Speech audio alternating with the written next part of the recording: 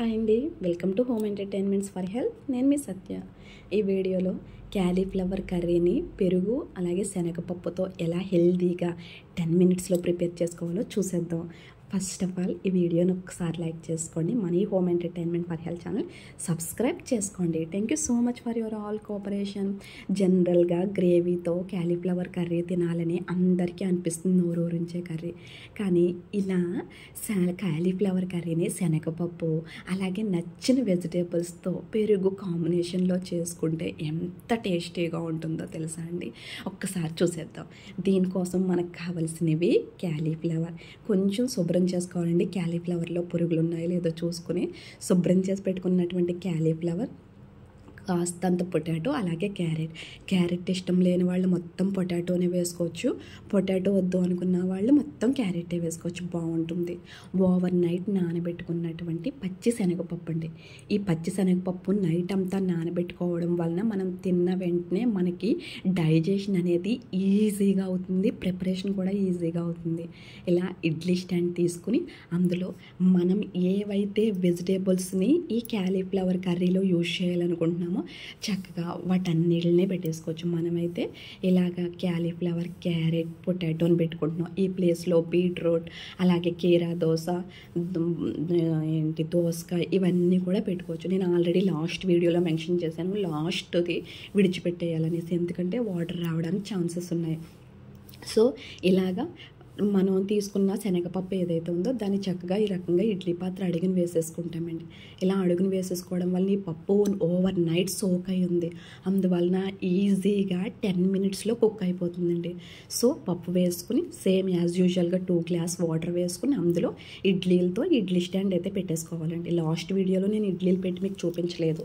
So ఈ వీడియోలో అయితే ఇడ్లీలతో సహా ఎలా కుక్ చేసుకోవాలో చూపిస్తున్నానండి. 10 మినిట్స్ తర్వాత అయితే ఈ రకంగా శనగపప్పు, ఇడ్లీ వేసుకున్నటువంటి వెజిటేబుల్స్, క్యారెట్, పొటాటో, క్యాలీఫ్లవర్ చక్కగా కుక్ అయిపోతుందండి. అంటే ఇది నేను ఎందుకు ఇలా చూపిస్తున్నానంటే మార్నింగ్ ప్రతి ఒక్కరూ కూడా క్యారియర్ రెడీ చేయడం, టిఫిన్స్ రెడీ చేయడం ప్రతి హౌస్ వైఫ్ కూడా బిజీగానే ఉంటారు. కానీ ఇడ్లీ స్టాండ్ని వేరే డిఫరెంట్ కుక్కర్లు వస్తున్నాయి, కానీ ఈ రకంగా స్టీమింగ్ చేసుకోవడానికి ఒకేసారి మల్టిపుల్స్ స్టీమింగ్ చేసుకోవడానికి రకరకాల కుక్కర్స్ అవైలబుల్గా ఉన్నాయి. కానీ ఎలాంటి కుక్కర్లు అవైలబుల్గా లేకపోయినా కేవలం విజిల్ వచ్చి ఇడ్లీ స్టాండ్ కాకపోయినా సరే నార్మల్ ఇడ్లీ స్టాండ్లో అయినా సరే ఇలా అడుగున మనకు కావాల్సిన పప్పులు నానబెట్టుకుంటేనే కుక్ అవుతాయి, నానబెట్టుకోకపోతే కుక్ అవ్వవు. చూసారా పప్పు కూడా ఎంత చక్కగా కుక్ అయిందో, ఇడ్లీలు కూడా కుక్ అయిపోయినాయి. ఇలా మార్నింగ్ టైంలోనే మనం ఇడ్లీ పాత్రను యూజ్ చేసుకుని ఇలా మనకు నచ్చిన వెజిటేబుల్స్, పప్పు, ఇడ్లీ ఒకేసారి కుక్ చేసుకోవచ్చండి. దానివల్ల వంట కూడా తొందరగా అయిపోతుంది, గ్యాస్ కూడా మనకి సేవ్ అవుతుంది. సో మన హౌస్ వైఫ్ అదే కదా చూస్తారు, ఎట్ ఏ టైంలో 4 పనులు ఎలా అవ్వాలి, ఒకేసారి 10 రూపాయల లాభం ఎలా రావాలనే కదా ఆలోచిస్తారు. సో ఇలా కొంచెం ఒక 1/2 స్పూన్ ఆయిల్లో షాజీరా ఫ్రై చేసుకుని, షాజీరా లేకపోతే జీలకర్ర ఫ్రై చేసుకుని సన్నగా తురిమిన ఆనియన్స్ వేసుకొని చూడండి. నేను ఇక్కడ బాగా సన్నగా తరిగాను. ఇలా తరగకపోతే మీరు క్యారెట్ తురుముకునే దాంతో ఈ ఆనియన్స్ని తురుముకున్న ఇబ్బంది ఉండదు.